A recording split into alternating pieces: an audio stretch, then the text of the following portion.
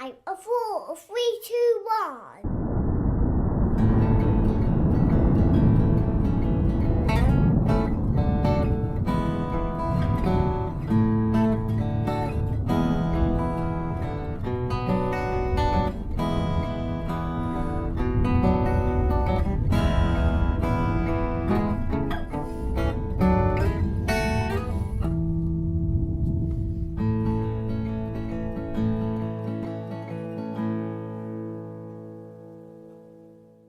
As you might guess from its name, the rocket company made all sorts of rockets. They'd be asked to make a rocket for a particular job, maybe put a satellite in orbit or fly people to the moon and back. They knew almost everything about the rocket they were building, how powerful the engines would be, how big the cargo bay would be, its colour, its size, but they couldn't predict the rocket's personality. Naturally, most rockets love to show off. Blasting into the sky tended to get you noticed, and flying a mission to Mars needed quite a big ego. That's where the problem lay for their latest rocket. You see, getting noticed was a bit of a problem for Little Red. Little Red was a rocket ambulance. He wanted to help, but wasn't happy being the centre of attention. Caring rockets were a bit of a rarity, so the rocket company weren't sure how to help Red gain enough confidence to reach liftoff. Little Red was an experimental rocket. He was the first small ambulance they'd ever built. Fred, the base ambulance, had requested a small ambulance to help him in tight spots, where it was too tight for him to get in and help the injured.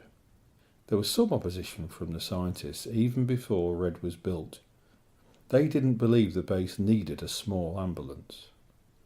And now Red was having a confidence crisis. The future of his type of ambulance, and for that matter, Red's future, was in serious doubt. Red was on his launch pad, ready for his first test blast-off. He knew what he had to do, and he didn't want to let anybody down. The mechanics had filled Red's fuel tanks full for the morning launch. Bill was Red's chief mechanic. He'd built hundreds of rockets, and he could see Red didn't look happy. "You'll be okay, Red. Wait until you light up the sky and lift off. Everyone will be looking at you to blast into the sky." Bill knew from his past experience that this information always helped to calm new rockets' nerves. But this didn't help to calm Red one little bit. Red didn't want anyone to watch him blast off into the sky. "You'll be fine," said Bill as he walked off the launch pad to go home. "I'll be back in the morning for your first countdown." Red had faith in Bill. He knew that if Bill said he was ready, he'd be ready. The next morning was sunny and warm. Bill whistled a happy tune as he walked towards Red's launch pad. But as he got closer, he could see there was a problem. Red, who was still asleep, had leaked rocket fuel all over his launch pad. "Oh dear," said Bill. He quickly fetched a bucket and mop from the hangar and started to clean up Red's leaked fuel. Bill had nearly finished when Red woke up with a start. "What are you doing, Bill?" he asked. "Just doing a little mopping up. You had a little accident last night while you were asleep. You leaked a little bit of fuel onto your launch pad. We'll have to let it dry before you blast off now." Red was relieved he didn't have to blast off, but deep down he was disappointed. He knew he could have done it. "When will I blast off, Bill?" Bill shook his head. "I'm not sure, Red. This doesn't happen very often. I'll let you know later on when I've spoken to the scientists." On the next launch pad stood Fred. He was the rocket that had the job of base emergency ambulance. "Don't worry, Red. These things happen. You should get another chance." Red didn't like the sound of "should get another chance." "What do you mean, I should get another chance, Fred?" "Oh, I'm sure you'll be okay. If they ask me, I'll put a word in for you. I need the help around here. I'm sure you're just the kind of rocket to be an ambulance. And then sounding rather relieved, Fred added, Here comes a fuel tanker to refuel you. They both turned to look at the tankers as they raced towards them. Red started to feel a little bit better as they pulled alongside his launch pad, but they didn't stop.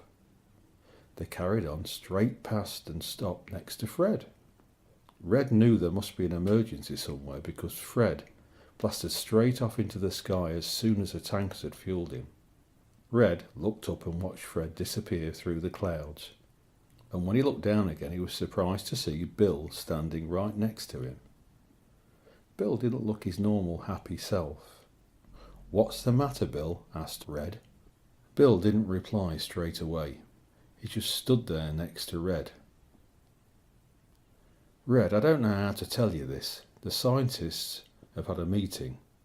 They've put off your first flight. Red interrupted Bill. How long have they put it off for, Bill? Indefinitely, Red. Indefinitely. Bill looked up at Red to see what kind of reaction this news would produce. But Red just stared up into the sky towards the spot he'd last seen Fred disappear through the clouds.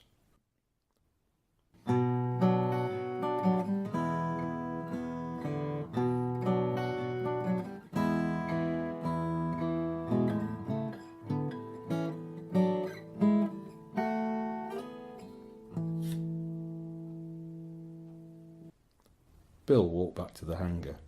He would talk to Red in the morning and try and cheer him up. The hangar was quiet as Bill climbed a flight of stairs to reach the main control room. As he opened the door, he heard Fred's voice booming over the loudspeaker. The space station has been badly damaged by the meteor shower. It's nearly split in two. I've managed to land in the main cargo bay and take most of the station's crew on board. But there's a problem. The remaining 3 members of the crew are waiting to be rescued in a small loading bay on the other side of the station. Can't you fly around and pick them up? One of the scientists asked. Fred replied straight away, No, I'm far too big. You'll have to send Little Red. We'll get back to you, Fred. Stand by, said the head scientist as he turned around to look at the other scientists. One of them was shaking his head. We can't send Little Red. He isn't brave enough to blast off. Never mind helping a rescue. Bill had been standing quietly at the back of the control room, but hearing that latest statement, he rushed forward towards the scientist. Rubbish! How can you say such a thing about Little Red? The scientist turned and stared at Bill as he strode towards them. Leave Little Red to me. I know him. I can talk to him. He can do this. The head scientist stood up and walked over to Bill. Okay, Bill, it's up to you. But remember, if this goes wrong, it's you we'll be blaming. Bill turned around and stamped out of the control room without saying another word. He knew Little Red could save these people, but he couldn't send him up with his confidence at rock bottom. He had to talk to him. Red had been sitting alone on his launch pad, feeling very sorry for himself, when he noticed Fred walking towards him from the control room. Oh dear, he thought, what have I done wrong now? He didn't have to wait long. Bill seemed to be in quite a rush. As soon as he got there, he started talking. Red, it's my fault. What do you mean it's your fault? I shouldn't have told you that about blasting off and everybody watching. No, Bill, it's not your fault. It just happened. It was an accident. Well, said Bill, I want to apologise anyway. I need you to save my job. Red looked startled, but remained quiet. Fred needs your help at the space station, but the scientists think you can't do it. I said you could. I need you to prove me right and them wrong. Red was angry. He'd never been angry before, and he didn't like the feeling, but it made him feel more determined than he could ever remember feeling before. I'll show them. Just get me fueled up, Bill. And then he repeated again, I'll show them. Little Red was fueled up in no time. 5, 4, 3, 2, 1, blast off.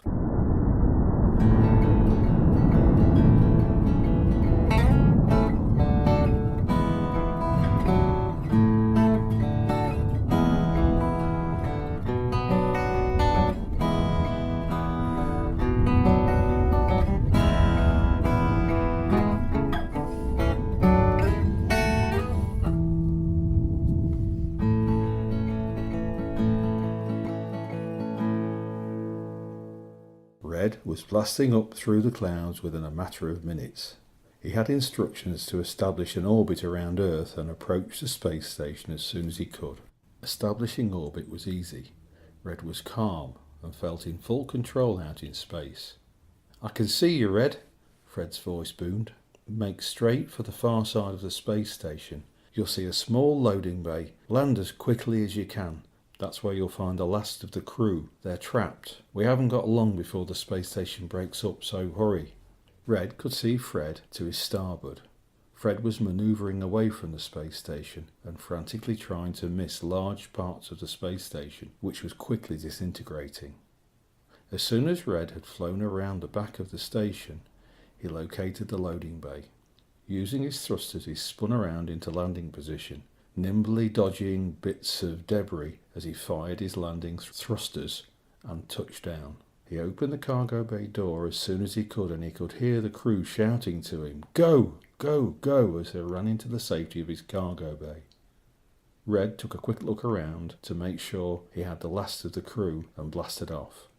Fred was waiting for him at a safe distance, and they both watched as the space station finally broke up completely. Fred and Red flew back to the base together and landed outside the hospital so the injured could get help straight away. When they got back to their launch pads, Bill was waiting along with the head scientists. "We owe you an apology, Red. You did a great job, and I'd like to say that you're probably one of the bravest rockets I've ever met," said the head scientist.